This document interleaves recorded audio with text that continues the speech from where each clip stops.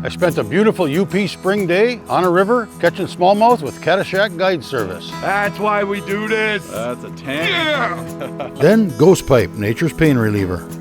And we'll take a look at the birds of spring. 9 million acres of forest, 1,700 miles of continuous shoreline, 4,300 lakes, 12,000 miles of streams, more than 300 waterfalls, 15 counties, 2 time zones, and 1 area code. Welcome to the Upper Peninsula. Welcome to 906 Outdoors.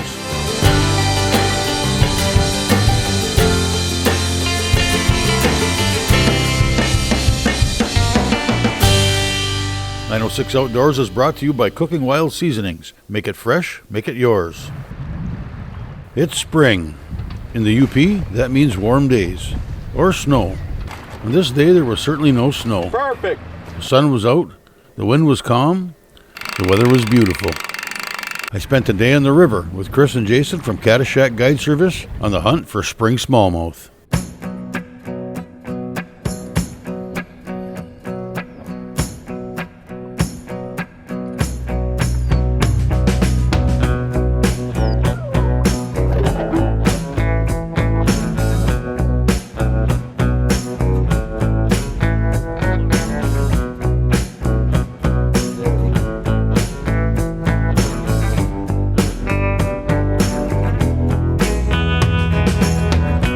We're out on this beautiful river and it's just an absolutely beautiful day. And you know, we focus so much in the Upper Peninsula on our trout fishery and our steelhead fishery that I feel that what we're about to target today gets forgotten. Smallmouth bass. We have an absolutely awesome smallmouth bass fishery. Lake run smallmouth. These big guys live out in the lake.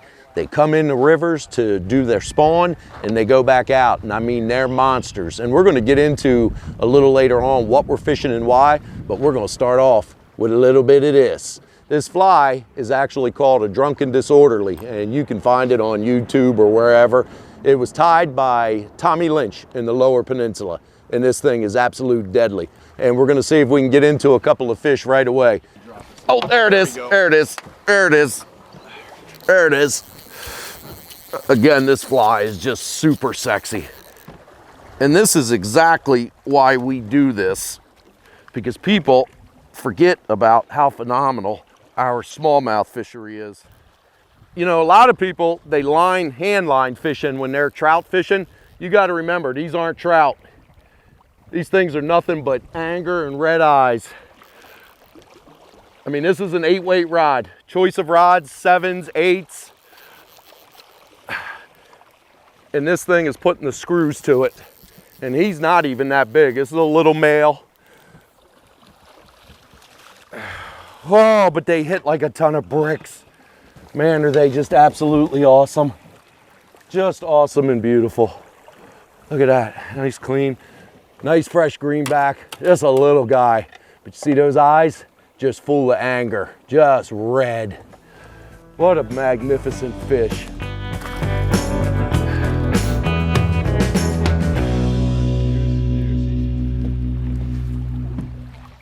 .906 Outdoors is brought to you in part by Blades Bait and Tackle, your year-round connection to fishing bait enoch.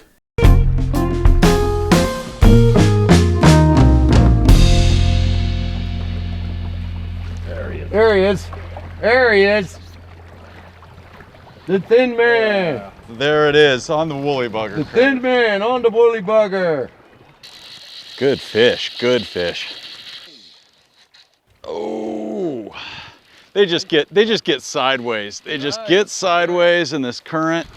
Oh, and there is nothing you can do. Oh, they just go back and forth. Back and forth. That's a big fish. That's a nice fish. That's a tanker. That's a tanker. Tell you what, if you haven't gotten into our Upper Peninsula smallmouth fishing, you do not know what you're missing. Again, not to sound like a broken record, but just so often overlooked. That is a beast. Oh my gosh, Jay. That is a beast. On the thin mint, baby. Oh my gosh. Can you get me on the right? No. let's see what happens here. I'll move this. Let's see if we can get him before the rod goes pop. Nice fish. Got it. Nice fish. Oh, Jay. Oh my gosh. I'm not gonna hold this one for him. I'm gonna let him claim his glory on this one. There we go. That's why we do this. That's a 10. Yeah. Yes. All right. Take a look here. 21 on the nose. 21-inch smallmouth, baby. Woo! Okay. Thanks, boy. Yeah.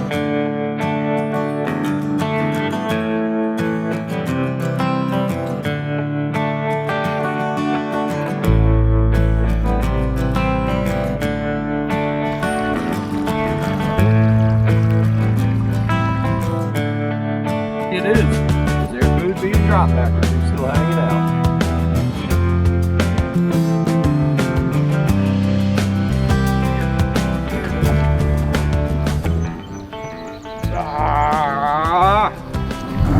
This is exactly why we do this right here.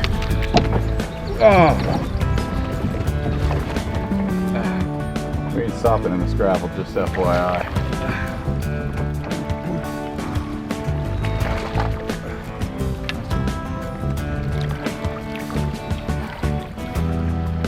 Man, these things are just like bricks.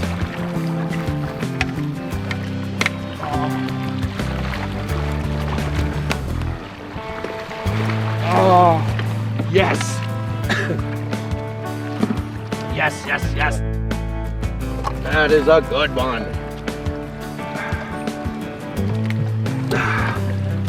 This is what we do this for, right here.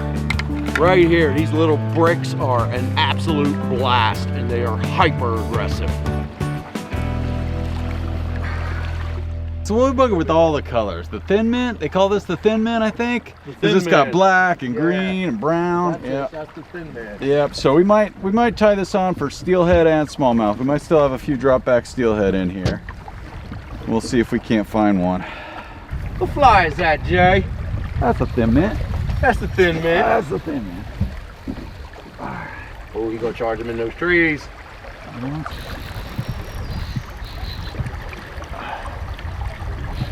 It's not even a hit, it's a snag.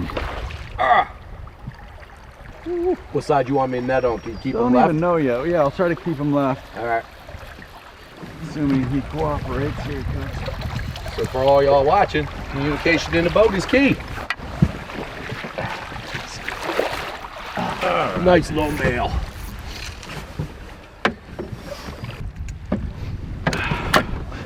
Woolly bugger. Woolly bugger smallmouth. All right, get back out there.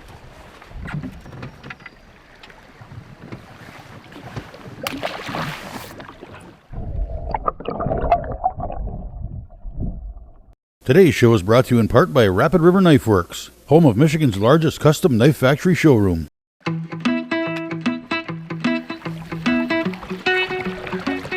What was cool about that though is I watched it come out. Another little river gangster. Not what we were looking for, but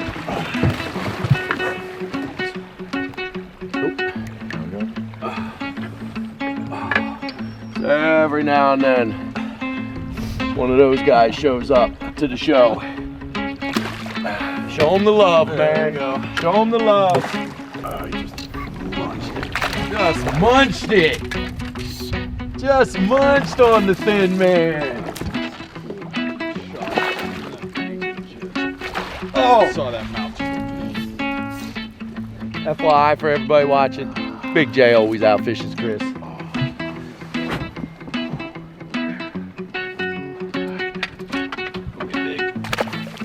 Oh, nice fish too. That looks like a nice fish, dude.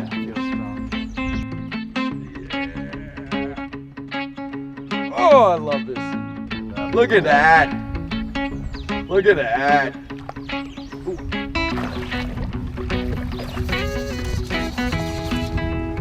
Oh, Jason. Oh, yeah. Dude, that's why we do this. Ah. So we're obviously not out here fishing dry flies for monster smallmouth. You know, we're not throwing size 18 Griffiths gnats or size 12 stimulators. This isn't trout food. This is big fish food time. So we use a lot of things like this, for example. That is a big drunken disorderly in natural color. It's a bait fish looking pattern. You can do it in yellow. Yellow is a real good color and it really pops well, yellow and olive, in Artanis water. But another fly that was given to me by a guide from downstate is called the flip-flop fly. Okay, it's kind of leechy looking, black, but it has a shovel on the head, and the heads of these are actually made out of cheap flip-flops.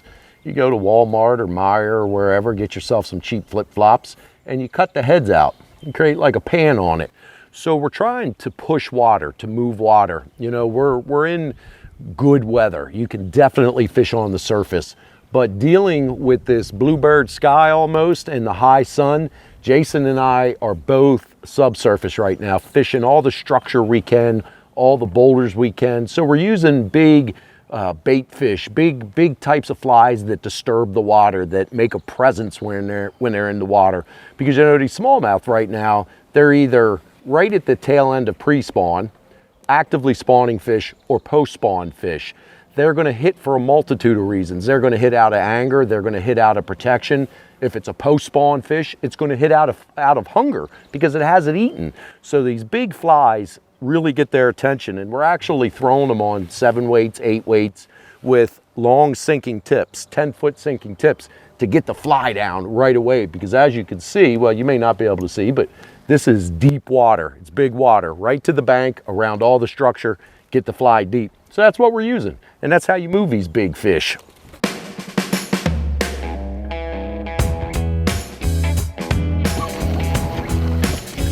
There we go. Nice fish. Yeah. Do this. This is exactly why we do this. He's not big, but look at his color. Oh. What color? Just a little one, but look at that color. Man, is that a pretty fish.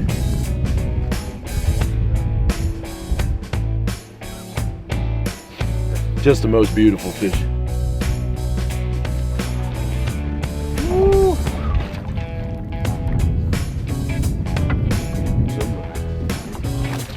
Oh, that's a nice fish, dude.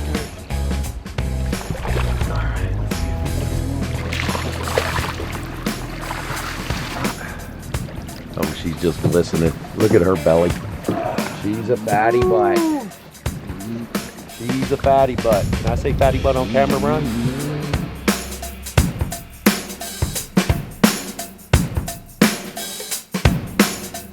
Oh my God.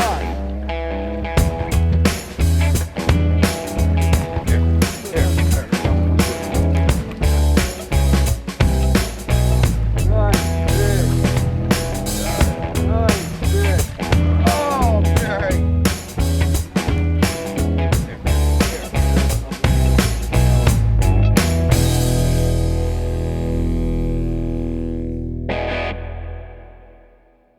906 Outdoors is brought to you in part by Christ, your Northwoods neighborhood store.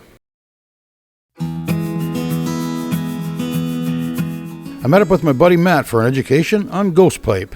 So this is the rucola. I don't eat them because they're crumbly, you know? That's not an appetizing texture for me.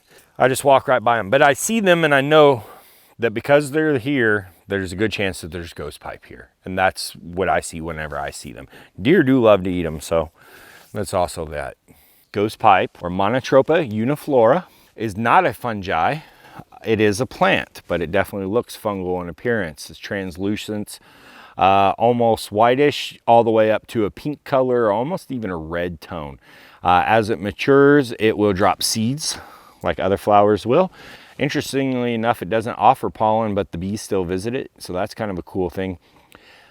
This is a very, very unique plant. It does not produce anything of its own. What I mean by that is parasitic, and it parasitizes or holds hostage both the mushroom and a tree. So we're in oak trees because it's summer, but this guy basically puts himself in between the mushroom and the tree and says, hey, in a very mafioso style, if you want to move resources to the tree, or the tree wants to give you sugar in exchange for those minerals or water, you got to go through me first, and I'm going to take a little bit off the top.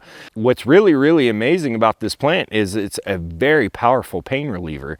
It is a nervine. That is the same class painkiller as opiates. However, you cannot abuse it. So the way you get those attributes is to extract them from this plant. You harvest it. You want to take no more than 1 out of every 10 from a cluster. It is very susceptible to overharvest. And after you've harvested these, you're going to tincture them in the finest vodka, not Everclear, vodka, like an 80 proof, that you can. Smoother the better, because you're going to end up drinking it, right? So you take these, you put them in a jar, and I like to tincture everything for about a year. The color on it, the taste on it is just beautiful at 1 year. 6 months is kind of the minimum we work with, but 1 year is where we really like to be. So we take these guys, we tincture them. That means every 2 weeks we walk by that jar, give it a good shake. At the end, it'll be a bluish purple liquid, and all the medicinal attributes will be extracted from it. You can crush these up, you can chop them up, or you can just stick them in their whole. It's whatever your preference is. We basically chop them into smaller pieces. It works better for us. We feel like the extraction's better. You would take a 1 milligram dropper, which is just your standard little dropper, is 1 milligram. Right? Consider that dropper, when it's completely full, a 10 out of 10 on the pain scale. And you kind of adjust as accordingly. There's a lot of websites that say, 40 drops or 38 drops or whatever, right? Don't count all that stuff. Just look at the dropper. 10 out of 10 is the whole dropper. It's going to give you a 4-hour relief of pain, similar to a Vicodin or a heroin-based pharmaceutical. But none of the side effects, no constipation, no machinery, and above all else, you can't abuse it. Whether you dry this plant and smoke it, whether you got 1 million pounds of it and you chopped it all up in powder and snorted it, whether you made bottles and bottles of extract and chugged it, you only get the same 4-hour pain relief window, 2 to 4 hours, right? Just like you would with anything else. So this is like the very best aspirin in the world, only it blocks much more significant pains. And I encourage you guys, if you have pain issues, and especially if you're dealing with opiate issues like the UP and everywhere else in the country is, to explore this as a potential alternative. Interestingly enough, this plant is also being used in trials for PTSD and anxiety.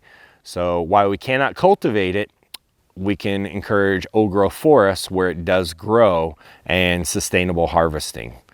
Hey, my favorite Youpers! The Discover the UP podcast will take you behind the scenes of producing your favorite outdoors program, share even more stories, and in-depth and uncut interviews. Find it wherever you listen to podcasts.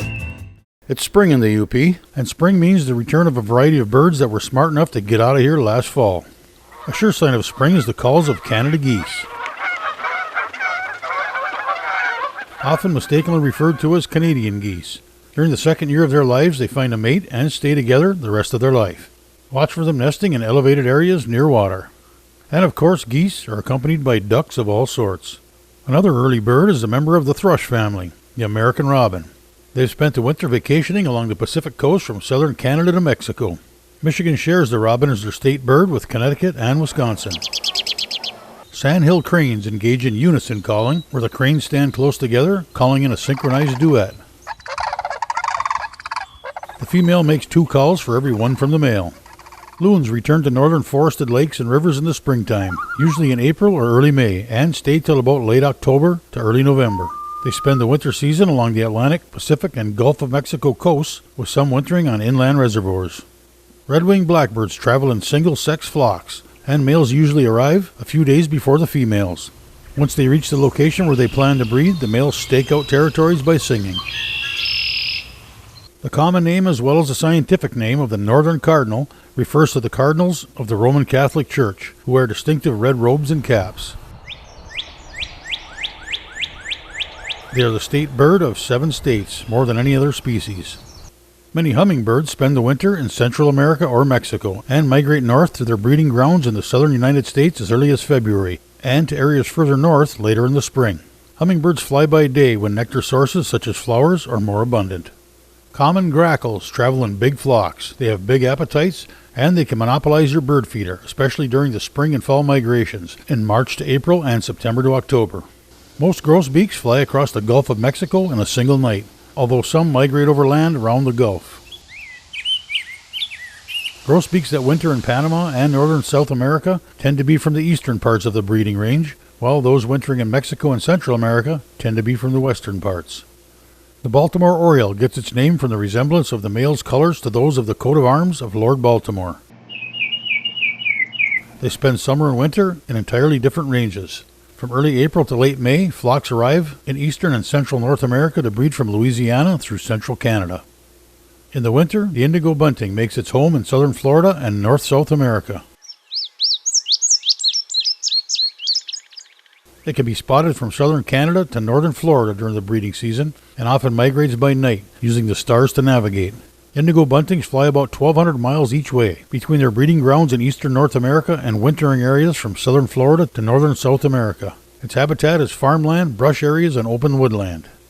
Scarlet tanagers usually migrate at night and fly across the Gulf of Mexico between their wintering grounds in South America and their breeding grounds in eastern North America. They prefer large, undisturbed tracts of forest, but during migration can show up in a broader variety of forests as well as backyards. With the arrival of this springtime quail, we automatically do our best to coax them into close range so we can, birdwatch. Bring on the bird feeder smorgasbord. But you may want to keep in mind that birds are not the only wildlife in search of an easy meal at this time of year.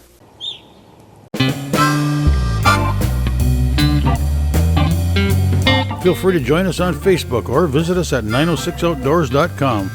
Thanks for watching, and we invite you to join us next week for another adventure right here on 906 Outdoors.